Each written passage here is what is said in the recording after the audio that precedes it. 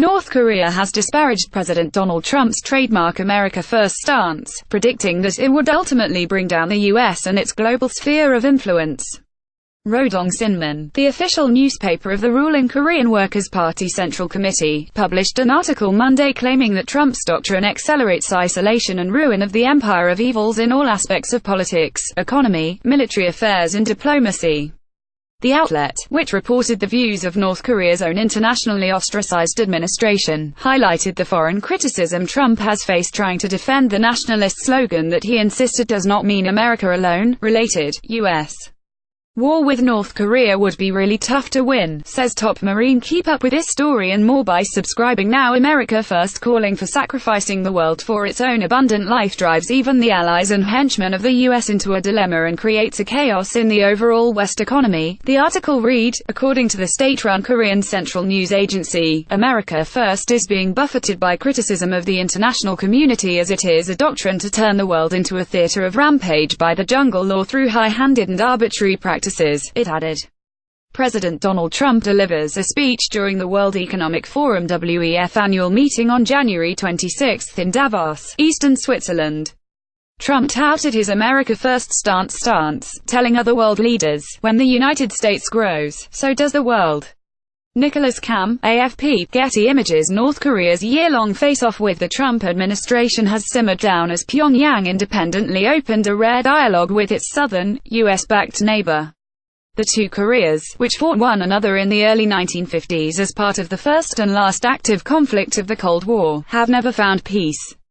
In the latest initiative, the rivals have so far agreed to participate jointly in the upcoming Winter Olympics to be hosted in Pyeongchang, South Korea, and reopened cross-border hotlines.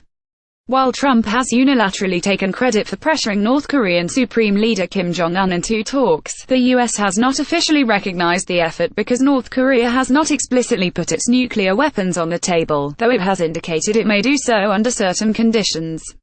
Kim has justified his possession of nuclear weapons and intercontinental ballistic missiles (ICBMs) capable of hitting the U.S. by arguing they provided a deterrent against U.S. invasion. Secretary of State Rex Tillerson recently co-hosted a summit of nations that fought on South Korea's side in the mid-20th century conflict and affirmed that military force was still an option in handling North Korea and its nuclear weapons. The meeting, which took place in Canada, was condemned by China, Japan, North Korea and Russia, all of which were initially not invited despite being the key players in the current crisis on the Korean peninsula. China was later invited, but declined. While Russia and China supported Communist North Korea during the Korean War, they too opposed their militarized neighbor's nuclear weapons program.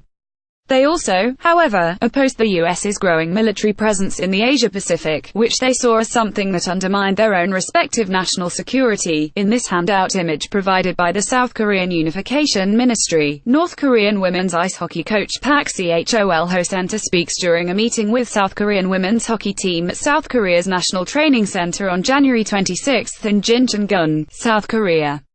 Despite the relatively calm period in a decades-long history of tensions, many obstacles lie ahead before the countries could achieve any sort of comprehensive peace agreement. South Korean Unification Ministry via Getty Images. The two Koreas have pursued peace talks a number of times in the past, to no avail.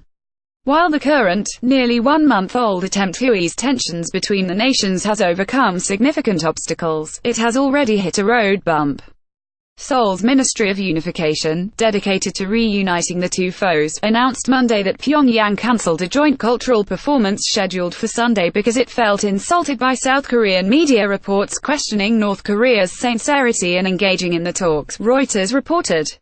North Korea has also planned what appeared to be one of its massive military parades to occur next week at the eve of the Games, which kicked off a day after the 70th anniversary of the Korean People's Army on February 8.